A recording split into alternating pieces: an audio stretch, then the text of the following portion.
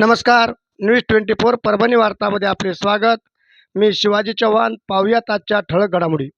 उद्योगमंत्री उदय सामंत साहेब यांच्या उपस्थितीत हदगाव येथे सामूहिक विवाह संपन्न झाला.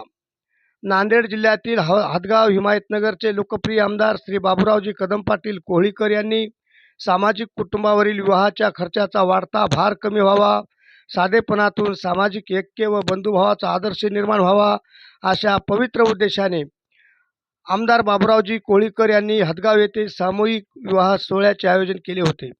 महाराष्ट्राचे उपमुख्यमंत्री माननीय एकनाथरावजी शिंदेसाहेब यांच्या मार्गदर्शनाखाली हिंदू हृदय सम्राट स्वर्गीय बाळासाहेब ठाकरे यांच्या जन्मशताब्दी वर्षानिमित्त हदगाव हिमायतनगरचे लोकप्रिय आमदार लाडके आमदार बाबूरावजी कोहळीकर पाटील यांनी 29 नववधूवरांचा सामूहिक विवाह सोहळा आयोजित केला व संपन्न झाला.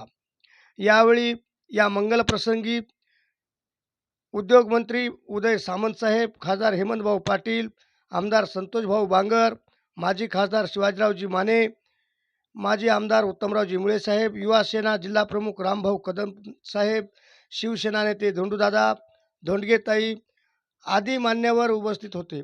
अशाच घडामोडी पाहण्यासाठी आजच चॅनलला लाईक व बेल आयकॉन दाबून सबस्क्राईब करा व शेअर करा. आणि तुमच्या प्रतिक्रिया कमेंट बॉक्समध्ये जरूर कमेंट्स करून चॅनलला कळवा.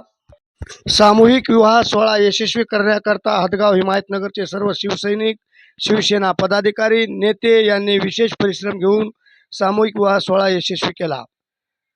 तर हदगाव हिमायतनगरचे लोकप्रिय आमदार श्री बाबूरावजी कदम पाटील कोहळीकर व सौ कदमताई यांना न्यूज 24 परभणी वार्ता परिवारातर्फे लग्नाच्या वाढदिवसाच्या हार्दिक शुभेच्छा.